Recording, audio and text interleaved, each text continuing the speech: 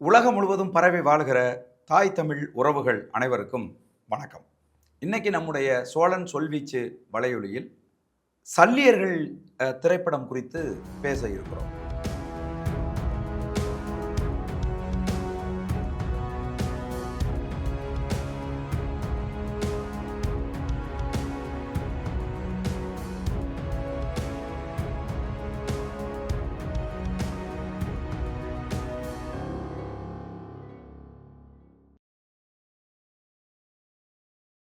சல்லியர்கள் திரைப்படம் OTT plus என்கிற OTT தளத்தில் வெளியாகி இருக்கிறது. அதாவது தமிழ்நாட்டில் இருக்கிற பிவிஆர் ஐநாக்ஸ் நிறுவனம் சல்லியர்கள் திரைப்படத்துக்கு ஒரு திரையரங்கு கூட கொடுக்க முடியாது என்று அடாவடியாக அராஜகமாக மறுத்த பிறகு படத்தினுடைய வெளியீட்டாளர் மதிப்புக்குரிய தம்பி சுரேஷ் காமாட்சி அவர்கள் ஒரு அதிரடி முடிவெடுத்து அதை ஓடிடி தளத்தில் வெளியிட்டிருக்கிறார். உலகம் முழுவதும் வாழுகிற தமிழர்கள் ஓடிடி பிளஸ் என்கிற அந்த ஓடிடி தளத்தில் சல்லியர்கள் திரைப்படத்தை பார்த்து ஆதரவு நல்குமாறு அன்போடு வேண்டுகிறேன். சரி, சல்லியர்கள் திரைப்படம் எப்படிப்பட்ட திரைப்படம், அது எப்படி இருக்கிறது என்பது குறித்து பார்ப்போம். நீங்கள் பார்த்தீங்கன்னா தொடர்ச்சியாக சர்வதேச அளவில் மிகப்பெரிய கமர்ஷியல் திரைப்படங்களை இயக்கி கொண்டிருந்த ஸ்டீவன் ஸ்பீல்பர்க் அவர்கள் அவர் சார்ந்த யூத மக்களினுடைய வாழ்க்கையை சினிமாவாக எடுக்க வேண்டும் என்கிற உணர்வில் எடுக்கப்பட்ட திரைப்படம் தான் சிண்டர்ஸ் லிஸ்ட். அந்த திரைப்படம் யூத மக்களினுடைய வாழ்க்கையை திரைப்படத்தில் பதிவு செய்ய வேண்டும் என்பதற்காக ஸ்டீவன் ஸ்பீல்பர்க் ஒரு யூதர் என்பதால் அந்த இன உணர்வோடு அந்த படத்தை பதிவு செய்தார். அந்த திரைப்படத்தில் யூதர்களுடைய இனப்படுகொலையை, யூதர்களுடைய வழியை, அவர்கள் பட்ட துன்பங்களை அவர் பதிவு செய்வார் என்று உலகம் முழுவதும் இருக்கும் மக்கள் எதிர்பார்த்து அந்த படத்துக்கு சென்றார். ஆனால் அந்த படம் ஆஸ்கார் சிண்ட்லர் அப்படிங்கிற ஒரு ஜெர்மானியரை பற்றிய திரைப்படம். எந்த ஜெர்மன் இராணுவம் யூதர்களை அழித்து ஒழித்ததோ அந்த ஜெர்மன் இராணுவத்தில் சகல அதிகாரமும் பெற்றிருந்த ஒருவராக இருந்த சிண்ட்லர், ஆஸ்கார் சிண்ட்லர் என்கிற ஒருவரை பற்றிய கதைதான் சிண்டர்ஸ் லிஸ்ட் படம்.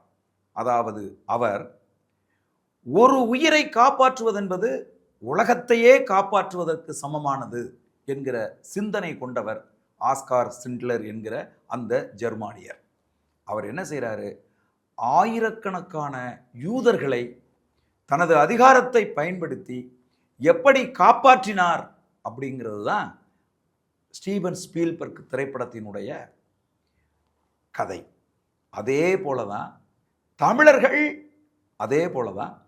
தமிழர்கள் பகைவர்க்கும் அருள்வாய் நன்னெஞ்சே என்கிற பாரதியாரினுடைய கட்டளையை ஏற்று தமிழர் அறத்தோடு வாழ்கிறவர்கள் தமிழர்கள். ஈழ போராட்டத்தில் லட்சக்கணக்கான ஈழத் தமிழர்களை கொன்று குவித்தது சிங்கள பேரினவாத இராணுவம். அந்த போராட்ட களத்தில் அடிபட்டு வருகிற, காயம்பட்டு வருகிற விடுதலை புலிகள் இராணுவ வீரர்களுக்கு மருத்துவ உதவி அளிப்பதற்காக உருவாக்கப்பட்டவர்தான் மருத்துவ புலிகள், அதாவது சல்லியர்கள். அந்த சல்லியர்கள் போராட்ட களத்தில் எப்படி களமாடுகிறார்கள், தங்கள் உயிரை பணயம் வைத்து எப்படி அந்த காயம்பட்டு வருகிற வீரர்களுக்கு உதவுகிறார்கள் என்பதை பற்றி பேசுகிற இந்த சல்லியர்கள் திரைப்படம் போராட்ட களத்தில் அடிபட்டு வருகிற சிங்களவர்களையும் எப்படி தாய்மை உள்ளத்தோடு ஒரு உயிராக மட்டுமே அவர்களை பார்த்து காப்பாற்றியது என்பதுதான் இந்த சல்லியர்கள் திரைப்படத்தின் ஒரு வரி கதை. பகைவருக்கும் அருள்வாய் நன்னெஞ்சே என்கிற அந்த பாரதியாரினுடைய அந்த கோட்பாட்டை, அந்த தத்துவத்தை, அந்த கருத்தை மொத்தமாக உள்வாங்கி விடுதலை புலிகள் அமைப்பிலே பயணித்த மருத்துவர்கள் எங்களுக்கு இவன் சிங்களவனா, இவன் தமிழனா என்பது அல்ல முக்கியம், அது ஒரு உயிர், அதுதான் எங்களுக்கு முக்கியம், ஒரு உயிரை காப்பாற்றுவது எங்கள் கடமை என்று அவர்கள் எப்படி செயல்பட்டார்கள் என்பதை திரைப்படத்தினுடைய இயக்குனர் மதிப்புக்குரிய தம்பி தி கிட்டு அவ்வளவு நேர்த்தியாக அவ்வளவு அழகாக பதிவு செய்திருக்கிறார். ஒரு இடத்தில் கூட பிசிறு தட்டலை. படம் பார்க்க ஆரம்பித்து கொஞ்ச நேரத்தில் கலங்கிய கண்கள் படம் முடிகிற வரை கலங்கியபடியே இருந்தது. அப்படி ஒரு அழுத்தமான திரைக்கதை. அவர் அதை சொல்லியிருக்கிற விதம் அவ்வளவு நேர்த்தியா அழகா சொல்லியிருக்கார். ஒரு சர்வதேச திரைப்படத்துக்கு இருக்கக்கூடிய அத்தனை அம்சங்களும் பொருந்திய திரைப்படம் சல்லியர்கள் திரைப்படம். ஒரு சின்ன பட்ஜெட்ல ஒரு இளம் இயக்குனர் தன்னுடைய 2வது படமாக இந்த படத்தை உருவாக்கி இருக்கிறார் என்பதை நம்பவே முடியவில்லை. ஏன் என்று சொன்னால் இது உண்மைக்கு மிக அருகில் அல்ல, உண்மையை உண்மையாகவே பதிவு செய்திருக்கிறது. விடுதலை புலிகளினுடைய அந்த போராட்டத்தில் எத்தனையோ அதிர்ச்சிகரமான அதிசயமான நிகழ்வுகள் நடந்திருக்கிறது. அப்படி நடந்த ஒரு சம்பவத்தை தான் தம்பி தி கிட்டு அவர்கள் உயிர்ப்போடு, அந்த உணர்வு கொஞ்சம் கூட குறையாமல் அப்படியே பதிவு செய்திருக்கிறார். படத்தை பார்க்கிற போது நமக்கு உணர்வுகள் பொங்கி எழுகிறது. கட்டுப்படுத்த முடியாத உணர்ச்சி, அதனுடைய வெளிப்பாடு கண்ணீர், கலங்குகிறது கண்ணீர். படத்தின் தொழில்நுட்ப கலைஞர்கள் எல்லோருமே அவ்வளவு நேர்த்தியாக வேலை செய்திருக்கிறார்கள். தம்பி தி கிட்டு உண்மையாகவே வரம் பெற்ற ஒரு இயக்குனர்.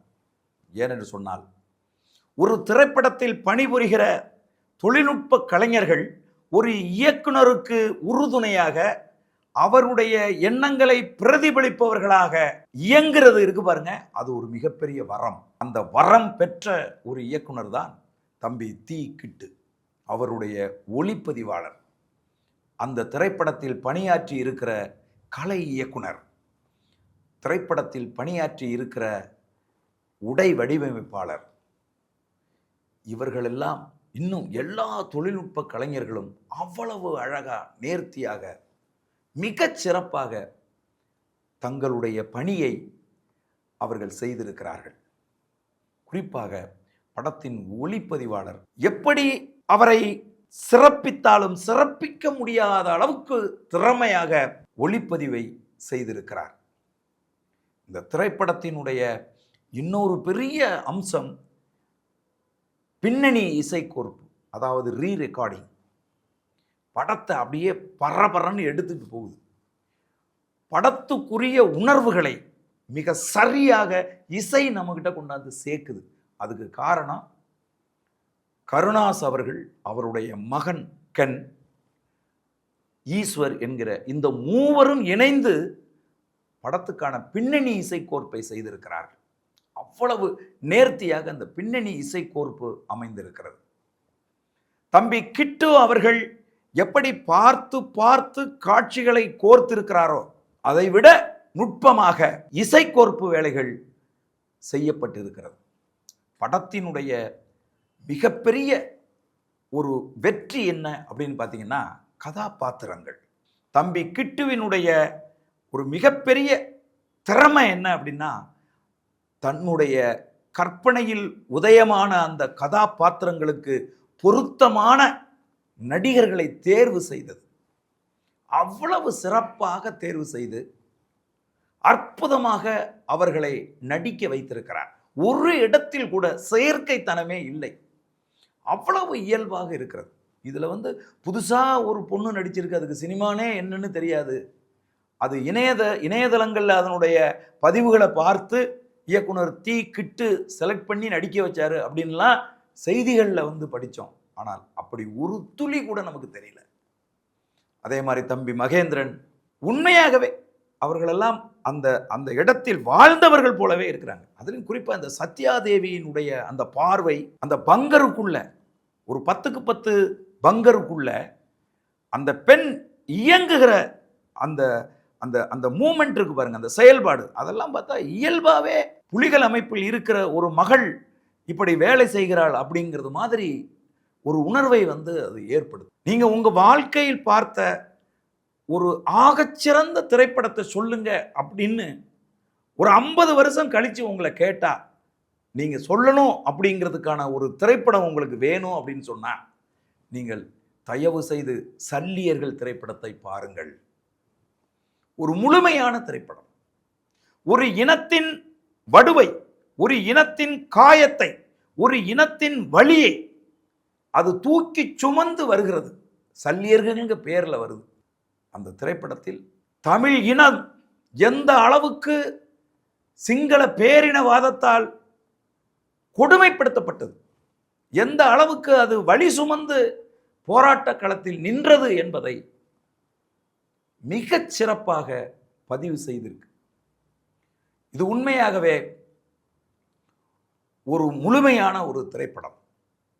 உலகம் முழுதும் இருக்கக்கூடிய தமிழர்கள் கொண்டாட வேண்டிய ஒரு திரைப்படம்.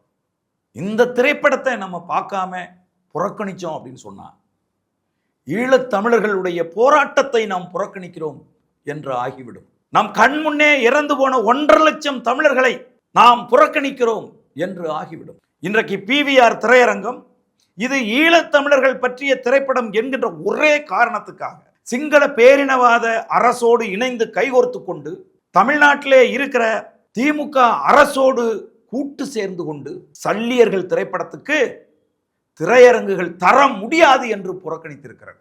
இதற்கு பாடம் புகுட்ட வேண்டும் என்று தமிழகத்தில் இருக்கக்கூடிய தமிழர்கள் மட்டுமல்ல, உலகம் முழுவதும் வாழுகிற தமிழர்கள் விரும்பினால் அதற்கான ஒரே வாய்ப்பு OTT தளத்தில் இந்த திரைப்படத்தை பார்த்து வெற்றி படமாக மாற்றுவதுதான்.